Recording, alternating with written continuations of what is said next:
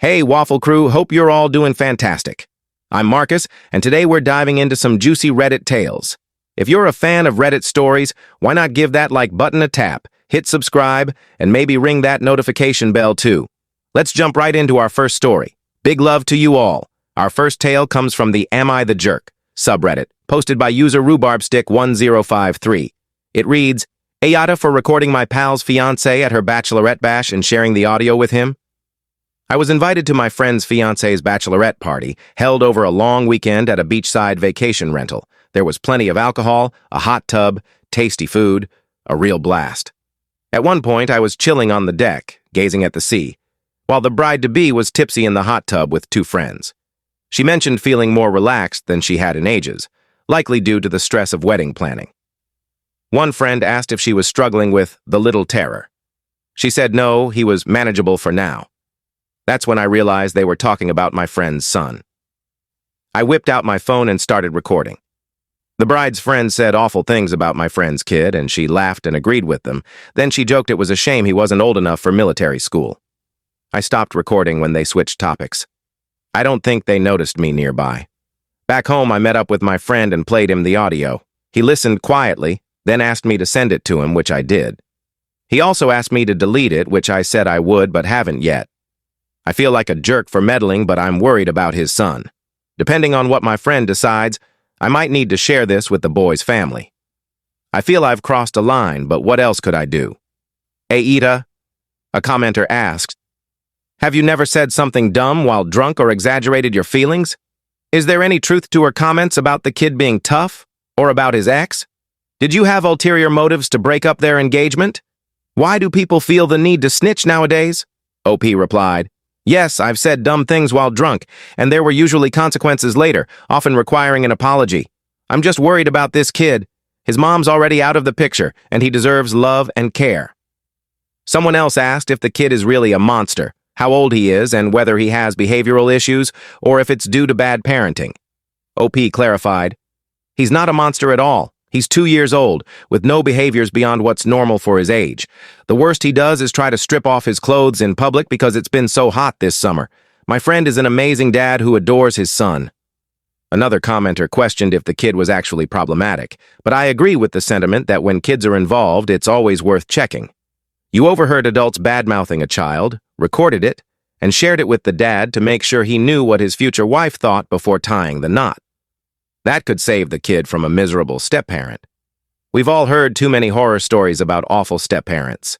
It might not be the case here, but you gave your friend the info to make an informed choice. OP provided an update. Yesterday, Friday afternoon, my friend texted me to block his fiancée's number. I was confused and asked if everything was okay. He said he couldn't talk and just asked me to block her, so I did. I've got this weird glitch with my Android Auto where blocked calls show up as missed calls on my car's screen even though my phone doesn't ring. While driving, I saw tons of missed calls from her, more than my car could display. I kept her number blocked. Later, my friend's best man called asking if I'd heard from our friend. I said yes and asked why. He sent me a screenshot from the fiancée's Facebook where she posted about people showing their true colors and being newly single. I tried calling my friend, but he didn't pick up. Tonight, he finally got back to me. Long story short, he confronted her about her feelings toward his son. She called the kid adorable and sweet. He played her the recording, and she demanded to know where it came from. He wouldn't say, and she guessed it was me. He didn't confirm it. She got mad that he wouldn't admit I recorded her, said she couldn't trust him, and called off the wedding. A commenter asked if she addressed what she said in the recording. OP said, he didn't give me a full rundown, but from what he shared, once she fixated on who recorded her, the conversation never returned to her comments. More details from the recording. One friend said she couldn't handle such a disgusting kid, and the bride laughed and agreed it was tough. Another asked if she wished he'd stop jumping in the water. She said no, but laughed, which didn't seem appropriate. Another friend said if her kid stripped naked in public, she'd slap him, and the bride said she was too shocked to react. The kid's too, and sometimes tries to undress outside because of the heat. I assume that's what they meant. OP added another update titled, Bridezilla canceled wedding and is now suing my friend.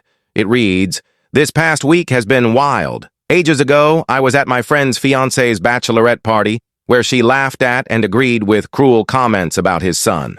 I recorded it and sent it to my friend. When he played it for her, she demanded to know where he got it, but he wouldn't say. She canceled the wedding, claiming she couldn't trust him. Now she's suing him for wedding expenses she incurred, even though she left him. He's out a ton of money, too, probably as much as she is, so if anything, she should compensate him. She's also spreading lies, saying she left because she feared for her safety, claiming he was spying on her and having her followed. Total nonsense. She went from calling him the love of her life to saying he's manipulative, controlling, and ruined her life. She's demanding about $25,000 for her dress, cake deposit, florist, wedding planner, and emotional distress. The wedding was set for 8 days from now, so some guests have non-refundable travel plans. I'm baffled. She emailed me, despite her number being blocked, demanding I pay toward my friend's debt since this is my fault for recording her. I marked it as spam and ignored it.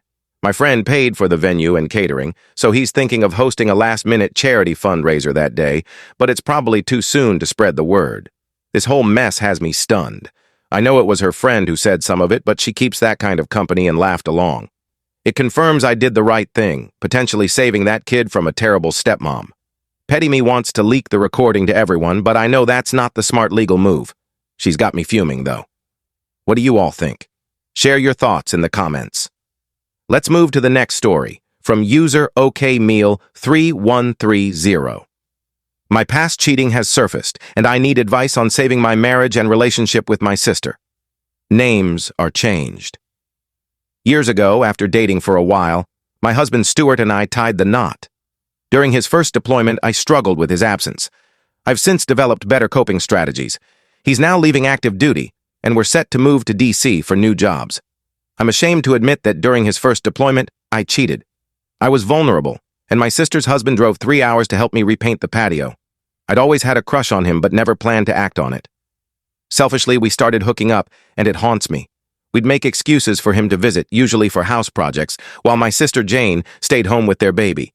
She found out he was cheating because he gave her chlamydia, but she didn't know it was with me. I take my sexual health seriously and had never cheated before. Realizing I was risking my marriage, health, and my husband's health, I ended it. Since then, I've strived to be the perfect wife and sister, but my sister recently filed for divorce because he kept cheating.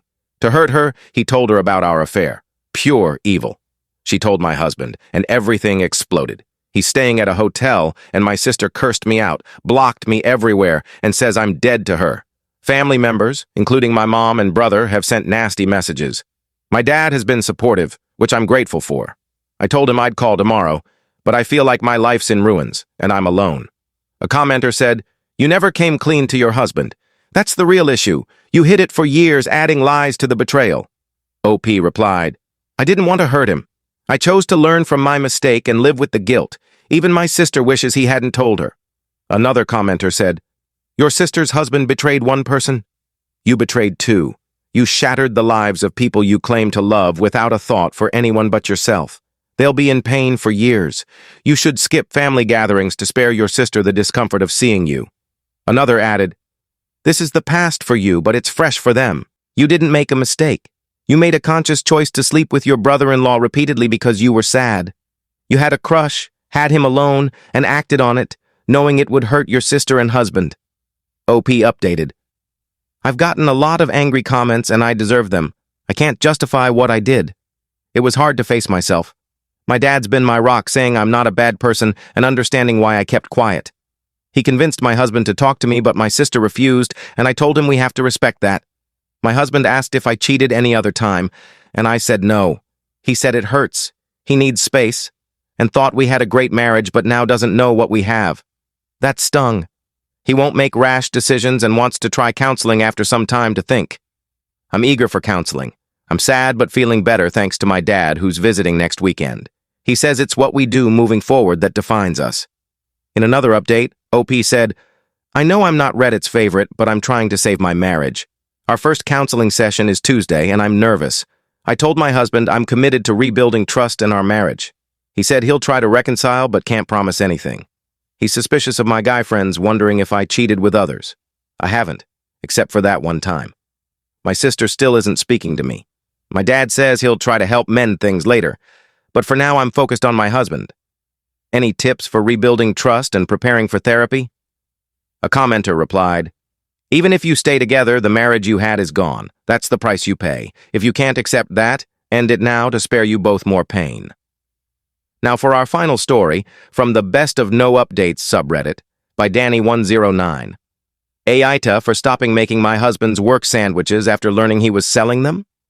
My husband, 37M, and I, 33F, are saving for a new apartment and struggling financially.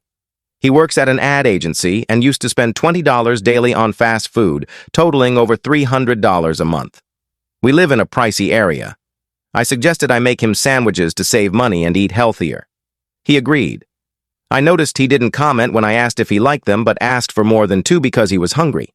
Yesterday, his coworker friend came over for dinner and mentioned how tasty my sandwiches were, but said the price was steep.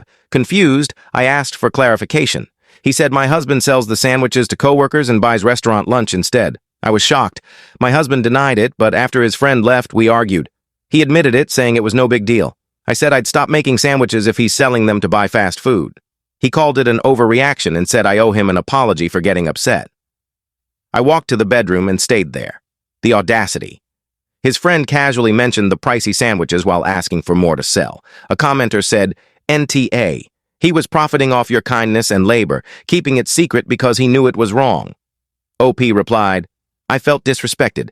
I put effort into making varied sandwiches, shopping for his favorite ingredients, and preparing them nightly. He makes about $15 a day selling them and buys restaurant lunch. He says I shouldn't be mad since he's funding his own meals, but I'm hurt." Another asked why he doesn't make his own lunch and who buys these sandwiches. OP said, "We both work, no kids." He sells only to close male co-workers.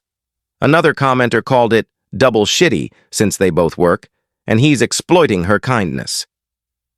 Huge thanks for joining me today, engaging with these stories, and showing your support.